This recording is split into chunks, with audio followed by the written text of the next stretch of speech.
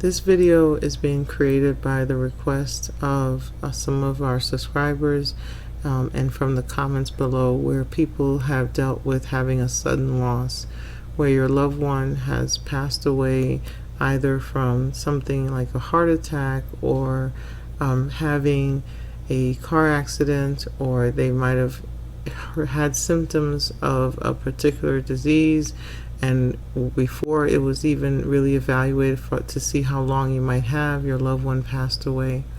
And so as a result of that, you're experiencing not only still processing the news of the loss and trying to understand what happened, what took place, what might have been missed, but you are also dealing with the grief onset, and you're also dealing with the stress of the event.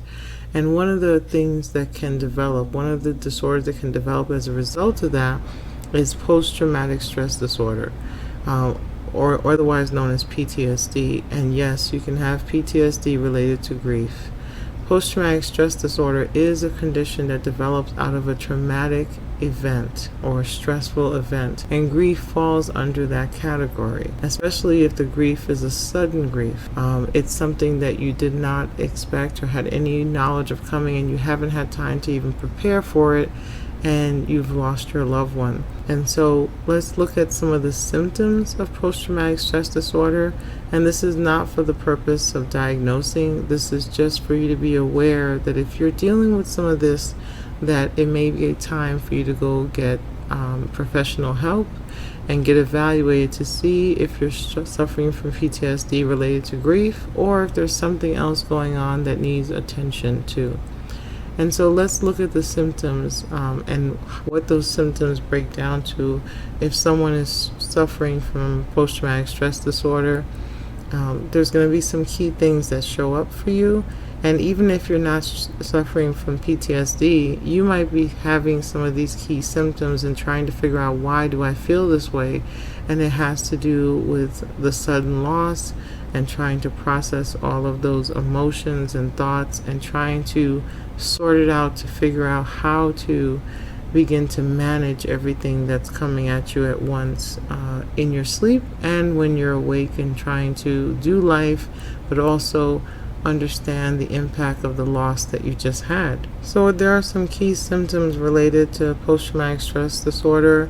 One of them is that you were directly impacted by the event, that you were experiencing the loss of your family member, because once you found out that they had died, how they died, whether it was accidental or whether it was a violent death or whether it was something out of illness, but it was sudden, just the mere fact that you are hearing, learning, and experiencing that is one of the key criteria to dealing with stress disorder, post-traumatic stress disorder.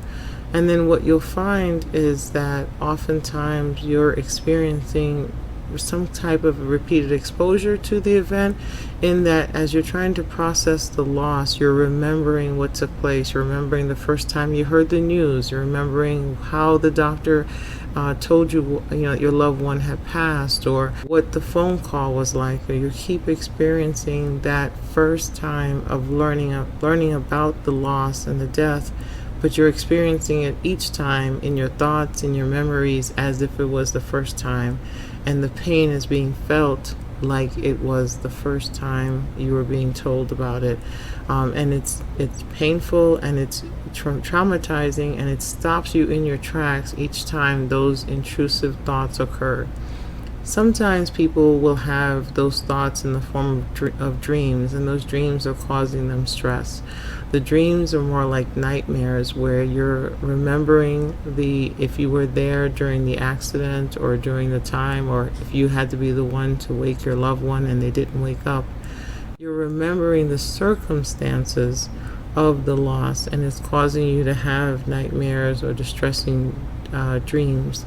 And so that is part of your brain trying to organize, trying to understand, trying to make sense of a very traumatic event.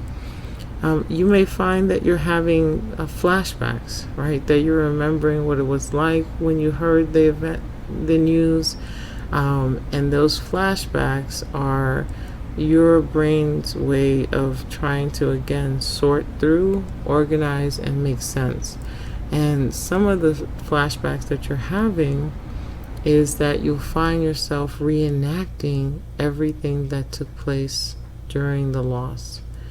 Now, you also start to feel intense distress by having those flashbacks. And then there are times where you'll be triggered, where there'll be, if you lost your loved one in a car accident, when you see the type of car or when you hear a certain noise, it's going to trigger those thoughts and those memories again. It could be, the smell of a hospital or the just seeing a hospital. There could be something that is a physical reminder, a visual reminder. It could be a sight, a sound, a smell that triggers the loss, the memory of the loss, the memory of the event that took place, how you heard, how you found out. That causes you to stop in your tracks, and that causes you to be in a place of both shock and mourning and pain psychologically again. And so that was what we call a trigger, something outside, an external clue that's causing that traumatic event to be relived one more time. And the second part of that is when that trigger occurs, is that you are having a biological, physical reaction to that trigger that makes you want to run out the door, that makes you panic or sweat, or that makes your adrenaline start running, or that makes your heart start pumping fast. So you're having the visual or sensual cue, and it's causing you psychological distress, right? And at the same time, you're having a physical response to it, which is fight, flight, or freeze is starting to take place, and you're trying to figure out, how do I get to a place of safety, a place of comfort? How do I shut down what is starting to happen in my body and the thoughts that are happening in my mind, because they're causing you to feel stressed, to feel anxious, to feel worried. And so that tells you that something is occurring not only psychologically but physiologically, that's telling you that this event is coming back again. Now, our bodies and our minds will do everything to protect us and keep us safe. And so the next aspect of this is that there will be a persistent avoidance of any kind of stimulus that's associated with the traumatic event. And so you might find yourself doing all kinds of things to avoid anything that's going to remind you of the loss or how it occurred or the circumstances around the loss. So if your loved one passed away in a certain hospital, you may find yourself driving all out of the way to completely avoid that hospital. Or if a car accident happened on a certain street, you might find that you will never drive that street again as long as you haven't processed the circumstances and the trauma that occurred. So even going down that street, you will do everything to avoid it as possible, because that's part of the avoidance, to keep your stress down, to keep away those distressing thoughts and memories. You're going to do everything to not be in the vicinity of anything that's going to trigger the memory of the loss. If you ever wondered why sometimes after a loss, certain people will be avoided, not contacted, sometimes that avoidance of a certain person is really about avoiding a memory or a thought or a feeling that's associated with your traumatic event. And so if an individual triggers you, you will go out of your way to not talk about that, talk to that individual, even if you actually need that individual to help you in processing the loss. But maybe for some people it's too much. It's too much to engage in that person, because when they engage with that person, they're flooded with the feelings and the memories of loss. And it may not be that they're angry with that person. It's just that person could remind them of their loved one. That person could have been there the day their loved one passed away. Or there's something about that individual that is triggering the sense of loss again. And so even without really wanting to do it, you might find yourself avoiding certain people because to be with them keeps you in grief, and you might be trying to avoid being in that place of grief. And so it's not always that someone contributed to the trauma that took place with the loss, but if seeing them is a reminder of the loss, you may find yourself avoiding them because you're avoiding the reminder of the loss. Sometimes this is seen when a parent becomes distant with a child because that child is the physical representation of the spouse, in terms of the child looks like the spouse, smiles like the spouse, talks like the spouse, and the parent still is there as an active parent, but maybe a little bit more distant because they're reminded of the loss of their spouse. They're reminded of the heaviness of being a single parent. And so although they're there doing all the right things in terms of talking and caring for their child, they're not there emotionally because they're processing their own loss, and they've built a wall between them and their child unintentionally because of the triggers related to the loss. When this happens, we would refer to that as a secondary loss, because you've lost the spouse, but now the relationship between child and parent is suffering incredibly, and there's a loss of that closeness, there's a loss of a connection, there's a loss of a conversation, of a connection that needs to happen so that both parties can heal. But because each party is grieving on their own and not grieving together when it's appropriate, then there's a secondary loss. So not only did they lose one parent, but in some ways they feel like they lost both parents because one is so into their grieving process that child is left without both, even though one is present physically. And if that's something that you're experiencing, or your child has conveyed that they're feeling from you, it's very important that you get therapy for yourself, and then also consider maybe family therapy so that you can work through that process so that you can protect and preserve your relationship with your child for years to come. Now, there's another aspect of PTSD related to altered mood.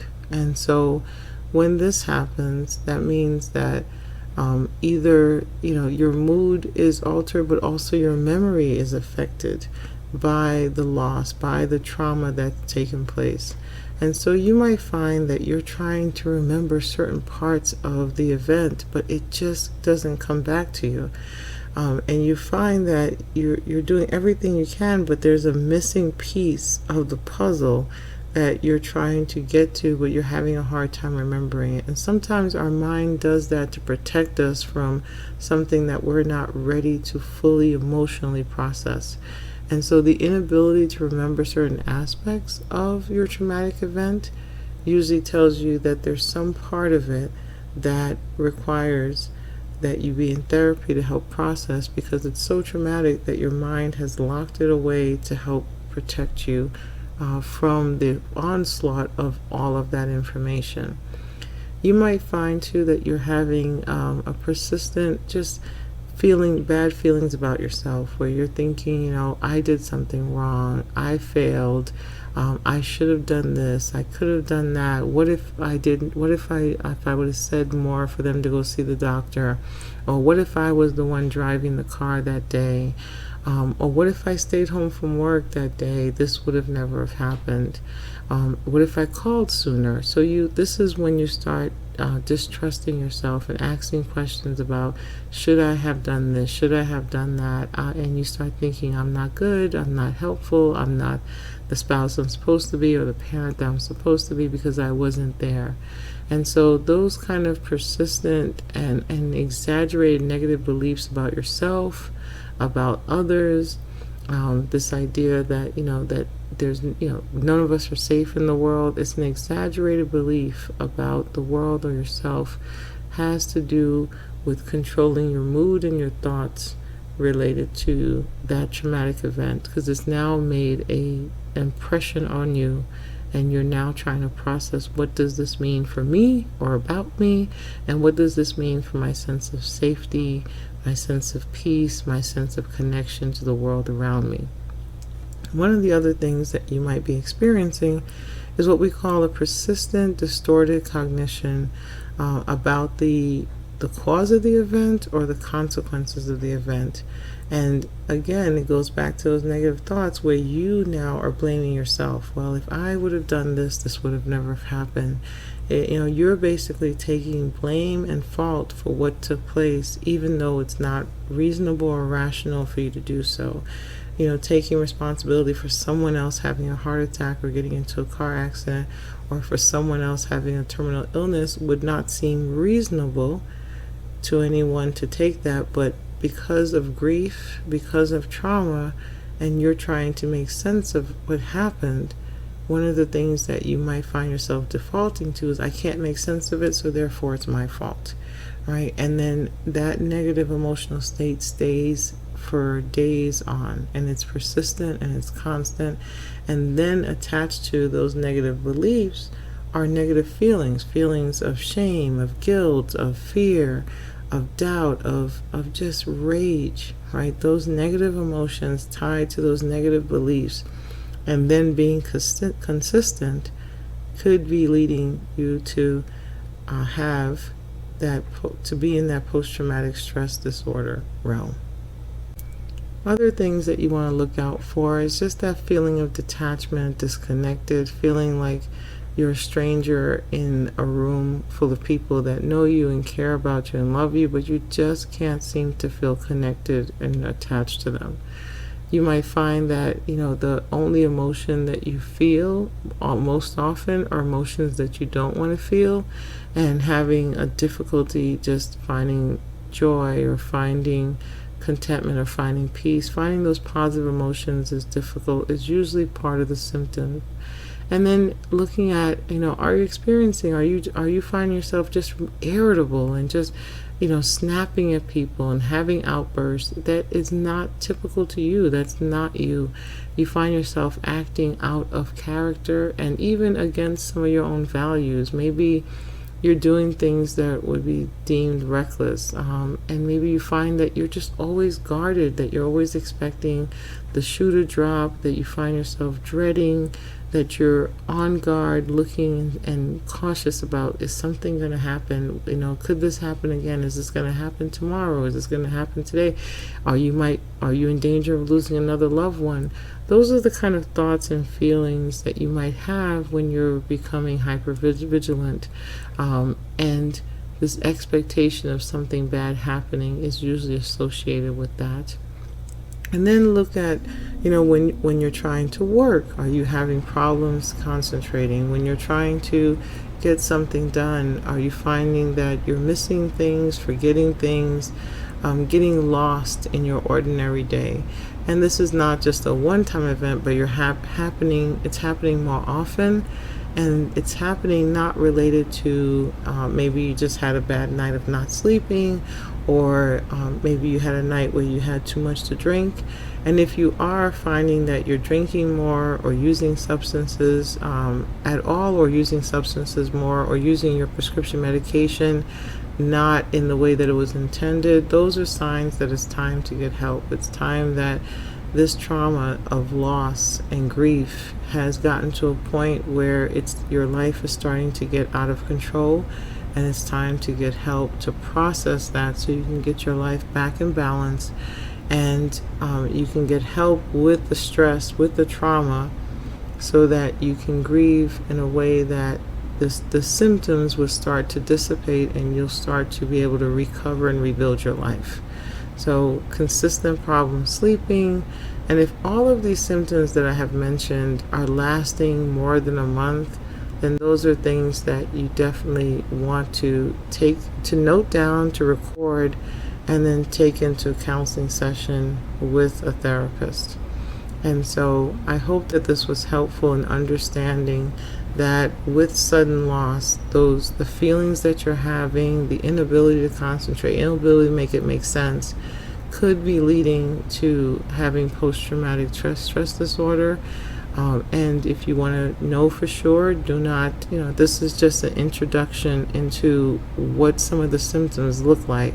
But the way to know for sure is to really talk to a licensed professional so that they can give you an evaluation and make sure that it's not something else that's causing you to feel the way that you feel and experiencing what you're experiencing, and to be able to apply interventions, coping skills, and strategies that are going to help you in your grieving process. So thank you for listening, and I hope that you found this helpful and that you would continue to remember, recover, and recreate your life.